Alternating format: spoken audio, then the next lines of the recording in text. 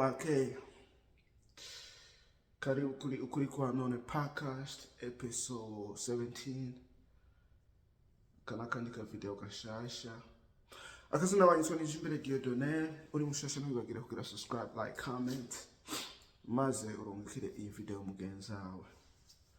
Eno munsi ikintu tugomba kuyagako tuza kuyagako ni urukundo mu bantu, cyane cyane ku barundi bo mu mahanga n'abatari mu mahanga bo mu Burundi, kugira ubumwe buje hamwe tugira urukundo kuyongere hanyuma tutere imbere muri byose. Ntatinze dutangure kano ka video.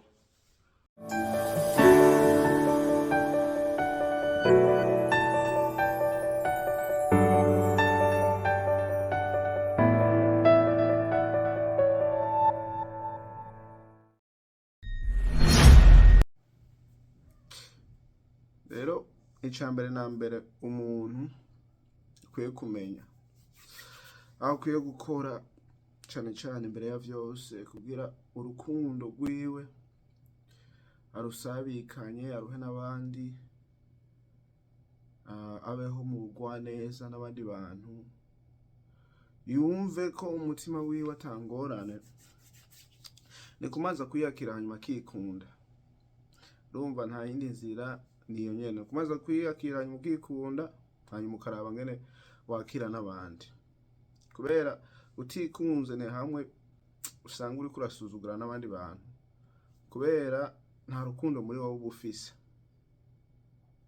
Urumva nawe ufise ingorane zawe, nawe ufise ingorane zawe biragoye nuko umenya kundi muntu atangorane afise aho agomba kwereka urukundo we gusa, kubera usanga warazimijwe aho imbere yawo gusa ubona urwanko we wifitiye ukarushira ku bandi, aho nturushire ku bandi mugani ugasanga sinzengene ndobivuga, ugasanga warihagaritse mu bintu byinshi kubera umenga ingorane wewe ufise nizo n'abandi usanga bafise.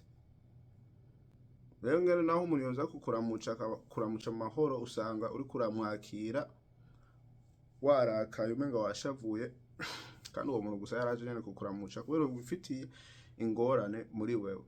Rero kugira urukundo rutange ni kubera nawe uri ufise, kandi ukaba wariyakiriye ukavuga ati genda umuntu yimereye ukuntu nuku meze ukuntu nuku. Urumva n'ubundi muntu wari wese uzomubonamwo ishusho ryawe, umaze kumubonamwo ishusho ryawe uzomwakira nk'uko nawe wo kwiyakira ko nyene, ugasanga ibintu bimeze neza. Rero urukundo ruri mu bantu bose mugano ugasanga rwaranyegejwe n'ingorane aho n'ibintu usanga baraciyemo mu buzima, bigatuma kugira userure bitwara umwanya, kugira yumvire urukundo bitwara umwanya, ugasanga bitwara n'umwanya. Hariho n'igihe bitamutwara umwanya, n'igihe usanga n'urwo rukundo nyene rwarazimanganye, nka kurya wodomeka ibuji kayatsa bukebuke ikagendera yonga mpaka izimye. Urumva biba vyarazimye, nta na kimwe ushobora kugira, nta na kimwe ushobora kugira kugira ushobore kujyaca iryo buji. Rero kugira ibintu bigende neza, urukundo rugume ruri hagati y'abantu, ni kugabanyagira ivyiyumviro aho ibibazo wewe ubufise, hanyuma ukaduza ivyiza aho ubugwaneza bwawe hejuru ya byose, kugira ibintu bigende neza. Kubera ngene wibona ni kone ubona n'abandi bantu. Burya biragoye kwibona mu muntu wifitiye ibibazo, mugani utifitiye ibibazo biroroshe cyane kwibona mu muntu ukamwakira nk'uko wewe wo kwiyakira. Rero ako n'akantu ka mbere umuntu ashobora kumenya kandi ashobora kugenderako. Rero nk'icano jewe ndashizeho niyo kungura ubumenyi, gushira ibitekerezo bitandukanye, cyane cyane kugira wewe nanje twige duhane ubumenyi, bumpa ubumenyi nawe bumpa ubundi muri comment, hanyuma ibintu bigende neza. Kubera ibintu bibonarwa n'abantu benshi, nico gituma usanga hariho bibi ku social media, vyiza ku social media. Rero bivana naho ngene ivyo ushaka kwakira, kubera ni wewe ufise decision yo kwakira ivyo ugomba kwakira, ukuraba ivyo ugomba kuraba. Rero nico gituma ibintu bimwe bimwe tuza turashiraho ni ibintu bitandukanye, kandi ibintu bimwe bimwe abandi bantu baza bashiraho ni ibintu bitandukanye. Wewe bivana n'ivyo ugomba kwakira. Rero ugomba kwakira bene izi content zo kwiga, zo kumenya, urumva urazikurikirana kandi ukazikurikireza. Ni guhanurana kugira twese tubeho mu buzima bwiza, tubeho mu rukundo rwiza. Nico gituma vuba ndiko ndaraba ko ndokora, ngiye gukora yindi topic izokwerekana cane cane ku bantu bo mu Burundi batazi aho bagomba kumenya ubuzima bwo mu mahanga, muri Amerika, muri Australia. Mugari je bivuga ko ku gihande canje, ku vyitekerezo vyanje ingene bimeze.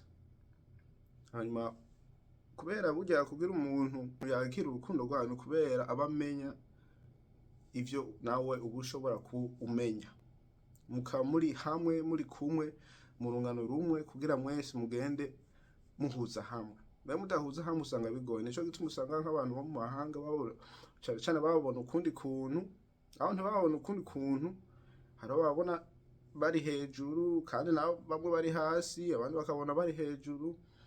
Ugasanga bari hejuru mugani bakakira bari abandi bari hasi nkuko bari hasi, kandi twese dukwiye kuhuza tukaba bamwe, kubera ingene twoba twarashice mu ibi bintu, aho ngene tuba tutandukanye, tubayeho mu buzima butandukanye, si ivyacu, si twe twabitoye. Nkuko wewe utatoye umwanya uzovuka, igihe uzovukira, aho uzovukira, urumva byose bimeze uko. Ni transparent, ni kugurukanira mu bihande vyose. Rero kugurukanira mu bihande vyose ni gutangura bukebuke. Mvuge ibijanye n'ingaha ingene bimeze, ingene ubuzima bwo ngaha bwa bumeze. Hari usanga abantu benshi bavyumvira ko butandukanye, mugani babonye ukuri aho kuri bakavuga bwa wundi co kimwe naha, kandi nico kimwe, nta tandukaniro ririho. Kandi niho ne uca guguruka rwa rukundo, ugasanga n'abantu bo mu mahanga barahujije n'abandi bo mu Burundi, ugasanga urukundo ruriyongeye hagati na hagati. Rero guyongeye hagati na hagati ni hamwe usanga muri ko muradugira mu buryo bumwe, mu bumenyi bumwe, mu vyumviro bimwe, mwese mugatera imbere. Kubera kenshi ndakunda kuraba nk'amavideo, ugasanga ari abantu bavuga ati ngo barabariye amahera bagomba gukora ibintu mu Burundi ko nuko. Ivyo biraba, si kuvuga ngo ati ngo ntibiba, biraba mugani. Ni hahandi usanga umuntu wo hiyo yibaza ngo ati umuntu wino abayeho birenze, naho nyene nawe ariko arateseka, ari mu buzima bugoye, gusa ivyo yashoboye urukundo yoba afise akagomba kururungika mu Burundi. Mugani ugasanga n'urwo rukundo nago ngene bagwakiye, ntibagwakiye ngene nawe yavyifuza ngene bagwakira, ugasanga biragoye. Mugani ushizeho bwa bumenyi, umeze uku nuku, uca usanga nabo batahuye ngene ibintu bimeze, ngene ibintu vyifashe, ugasanga twese twungiye hamwe, kandi urukundo rumeze ruhuje, kandi rukaba rugomba kumera kumwe. Naho ubuzima bwawe butandukanye, mugani n'ubuzima bumwe.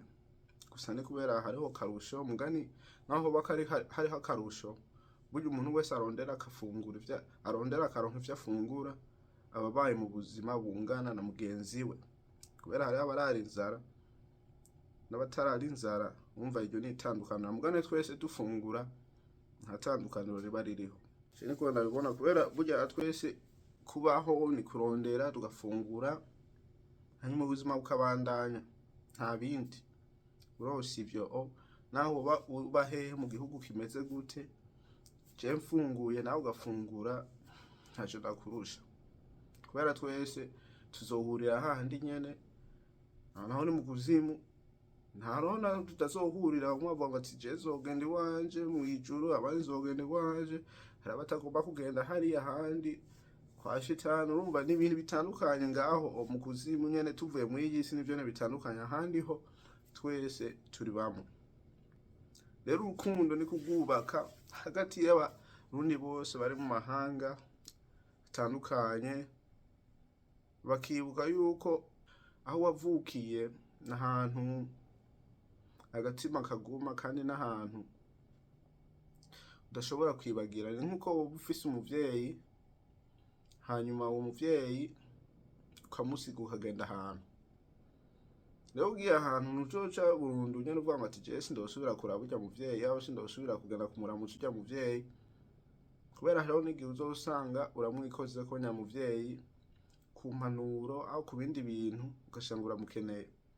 Rero n'abantu benshi bari mu mahanga si ukuvuga ngo ati ngo twese turakeneye kugenda ku bavyeyi, aho turakeneye impanuro z'abavyeyi.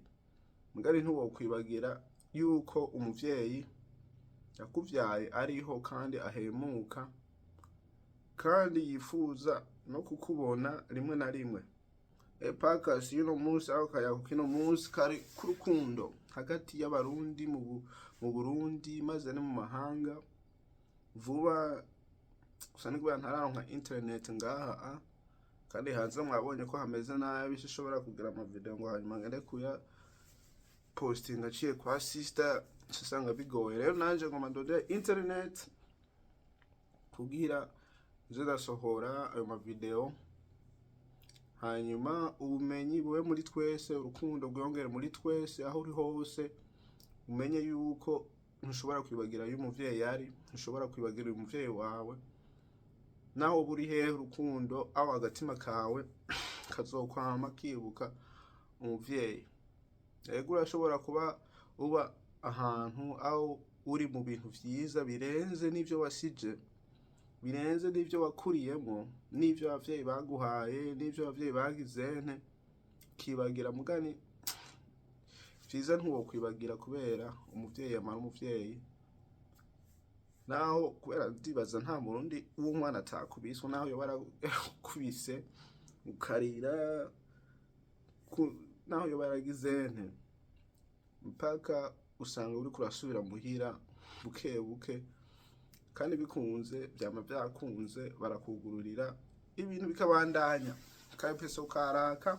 Gusa ico ukuramwo ni kwongeza urukundo hagati ya bose, abarundi cyane cyane bari mu mahanga atandukanye, hanyuma ubumwe bukaba hagati yacu. Hanyuma tukwiye nyene transparent, kugurukanira muri twese, kubera iterambere ni rya twese, n'iryo uzoba wasize uko nuko. Rero ntiwokwigumya, ahubwo ni kugurukiranira mu bintu bishoboce, kamenya ugatahura uko nuko. Ntiwibagire kugira subscribe, rungikira iyi video mugenzi wawe nawe nyene ashobore kumenya ukuri aho kuri, hanyuma tuzosubira kubonana niyo twabonana. Peace.